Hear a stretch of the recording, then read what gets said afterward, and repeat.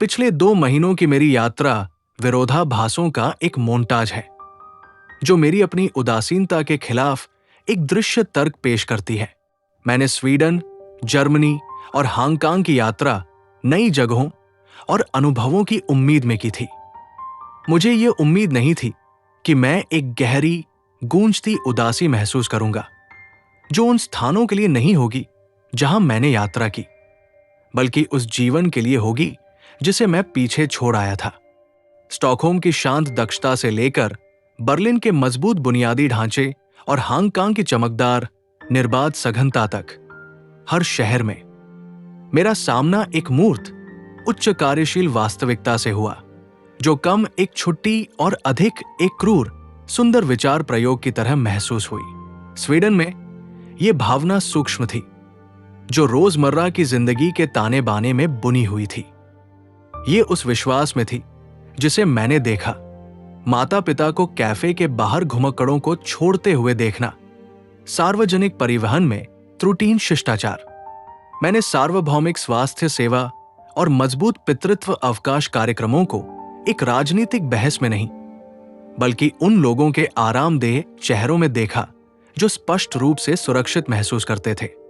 यह सिर्फ एक जीवन शैली नहीं थी, यह मानव गरिमा के प्रति एक सामाजिक प्रतिबद्धता थी, एक सुरक्षा जाल जिसे इतनी बारीकी से बुना गया था कि केवल अस्तित्व का कार्य कम बोझिल महसूस होता था।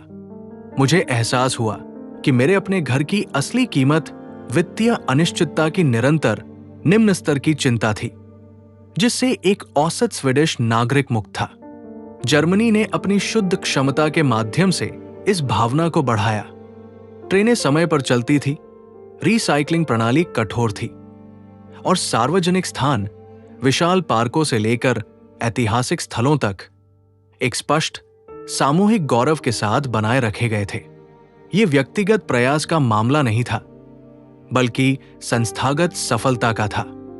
सब कुछ बस काम कर रहा था।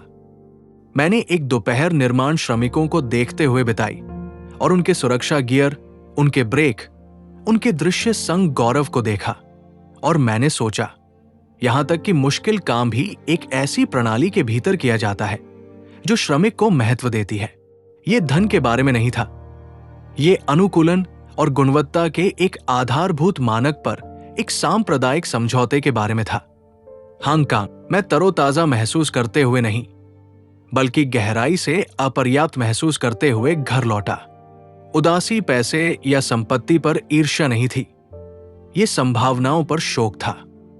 यह वो कुचलने वाला एहसास था कि मेरे अपने वातावरण में मैंने जिन खामियों को सहना सीख लिया था, विफल बुनियादी ढांचा, चिकित्सा बिलों पर चिंता, सुलभ सार्वजनिक स्थानों की कमी, वे प्रकृति के अपरिहार्य नियम नहीं थे, वे चुनाव थे, वे निर्धारित की गई या शायद अनदेखी की गई प्राथमिकताओं का परिणाम थे।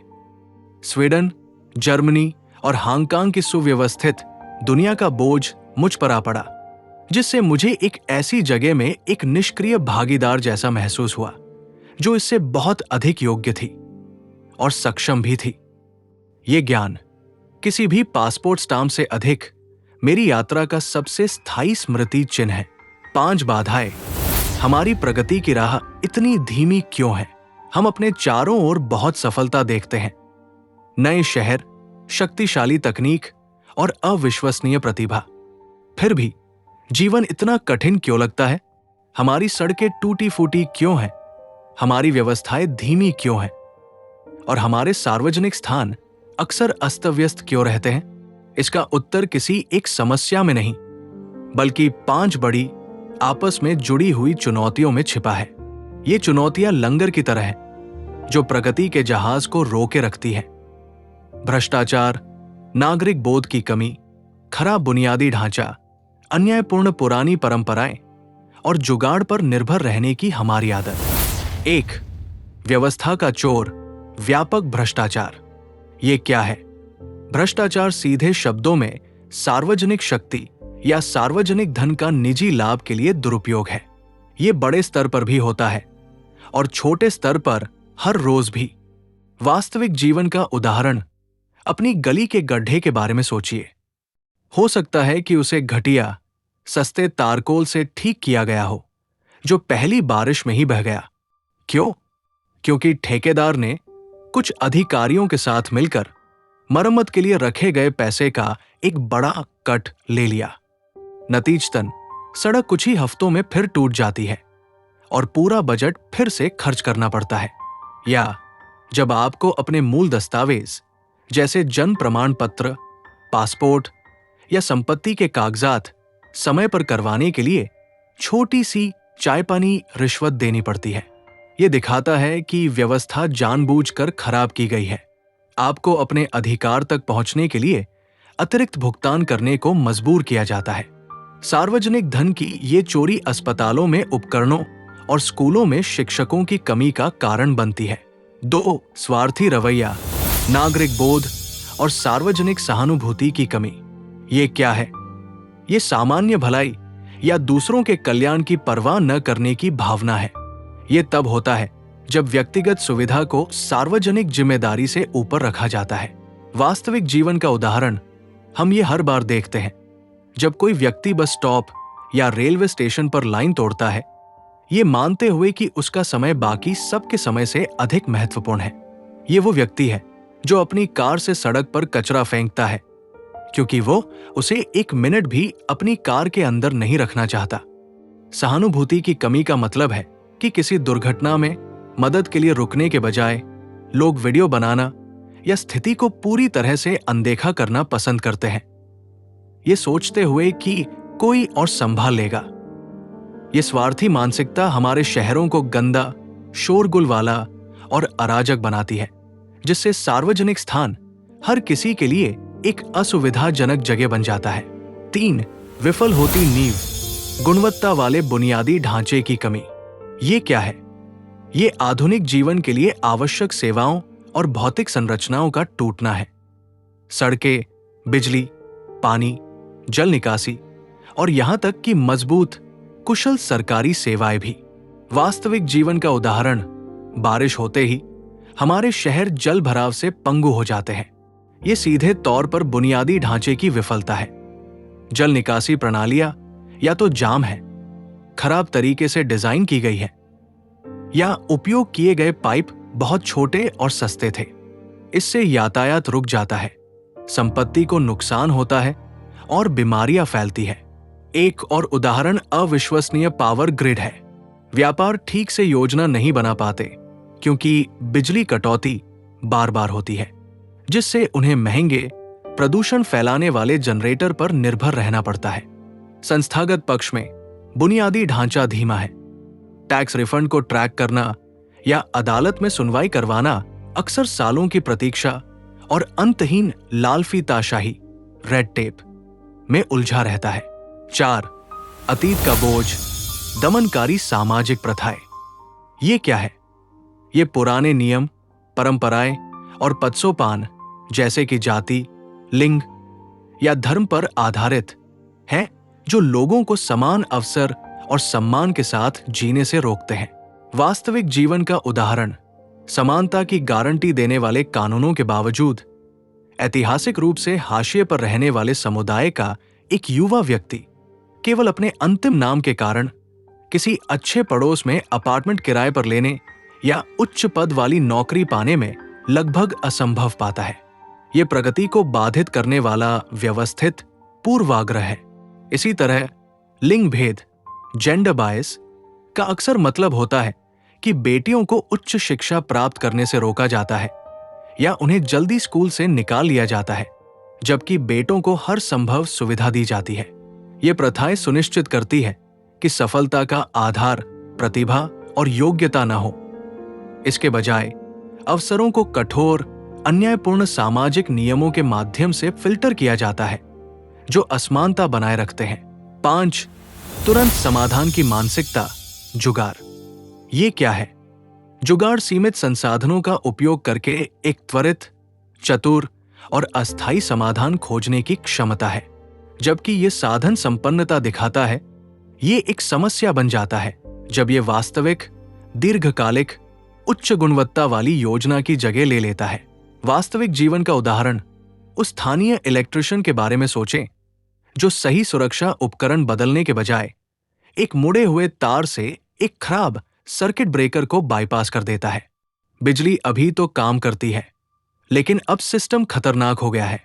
एक बड़े संदर्भ में जुगाड़ तब होता है जब कोई कंपनी एक पुरानी प्रदूषण फैलाने वाली मशीन का उपयोग करती है, क्योंकि उसे पैचअप करना सस्ता होता है, बजाय इसके कि वो एक नई, कुशल और पर्यावरण के अनुकूल मशीन में निवेश करे। पैचअप काम पर यह निर्भरता उत्पादों, सेवाओं और बुनियादी ढांचे की समग्र गुणवत्ता को स्थायी रूप से कम रखती है। हम चलता है, इट वर्क्स के मानक पर समझौता कर लेते हैं, जो हमें विश्वस्तरीय गुणवत्ता की मांग करने और उसे प्राप्त करने से रोकता है। निष्कर्ष, उलझी हुई गांठ को खोलना। ये 5 समस्याएं अलग थलग नहीं हैं, वे एक दूसरे को बढ़ावा देती है। भ्रष्टाचार ये सुनिश्चित करता है कि बुनियादी ढांचा खराब रहे।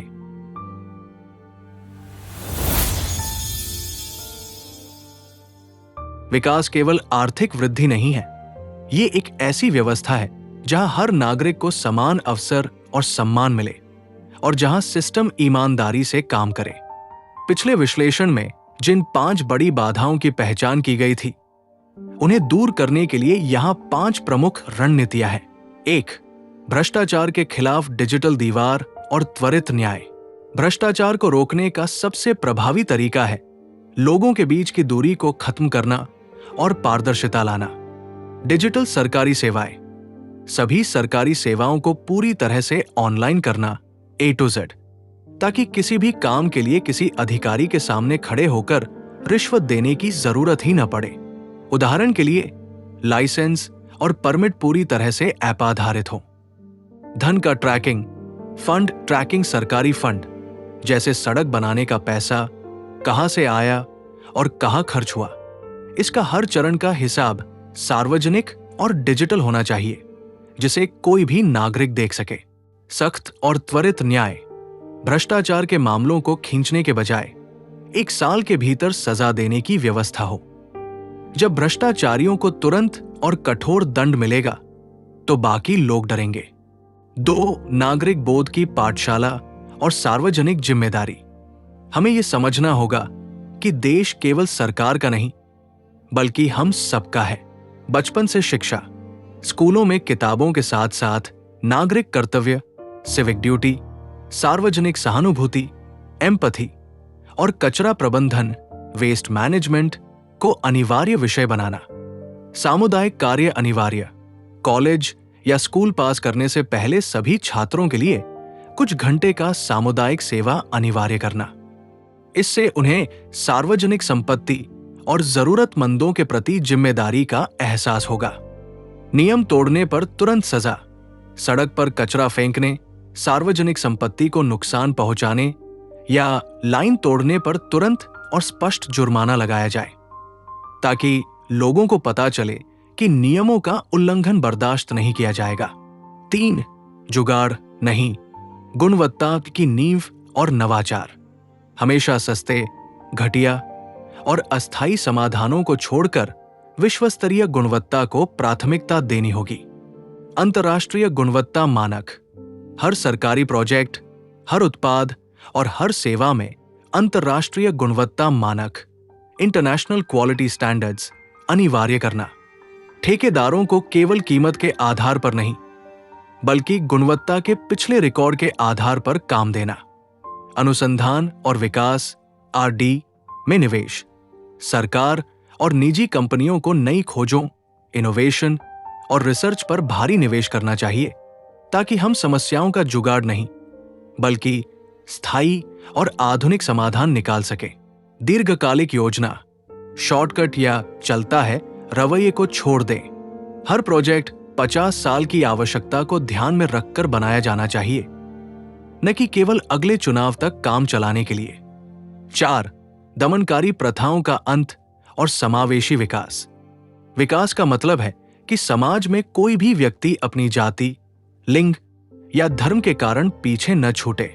महिलाओं का सशक्तिकरण, महिलाओं को शिक्षा, व्यापार और राजनीति में समान अवसर प्रदान करना, उन्हें संपत्ति और निर्णय लेने की प्रक्रिया में पूरा अधिकार देना, क्योंकि आधी आबादी के विकास के बिना राष्ट्र का विकास असंभव है।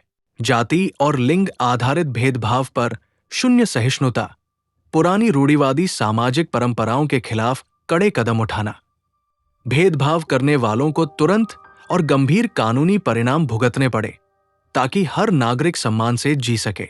शिक्षा तक सबकी पहुंच, शिक्षा को केवल शहरों तक सीमित न रखते हुए दूर दराज के गांवों तक पहुंचाना ताकि हर वर्ग के बच्चे अपने दम पर आगे बढ़ सके। 5. विश्व स्तरीय बुनियादी ढांचा और कुशल नौकरशाही, हमारे सिस्टम को तेज, स्मार्ट और नागरिकों के प्रति जवाबदेह बनाना होगा। 25 वर्षीय मास्टर प्लान, सड़कों, बिजली, जल निकासी और इंटरनेट कनेक्टिविटी के लिए 25 वर्षीय मास्टर प्लान बनाया जाए, जो किसी भी सरकार के बदलने पर न बदले। नौकरशाही में सुधार, सरकारी कर्मचारियों को केवल फाइलें पास करने के बजाय नागरिकों की सेवा करने के लिए प्रशिक्षित करना। सरकारी कार्यालयों को तेज, कुशल और दोस्ताना बनाना। जवाबदेही तय करना, अगर कोई प्रोजेक्ट समय पर पूरा नहीं होता है या उसकी गुणवत्ता खराब होती है तो उसके लिए जिम्मेदार व्यक्ति या विभाग की जवाबदेही, अकाउंटेबिलिटी तुरंत तय की जाए और दंड दिया जाए।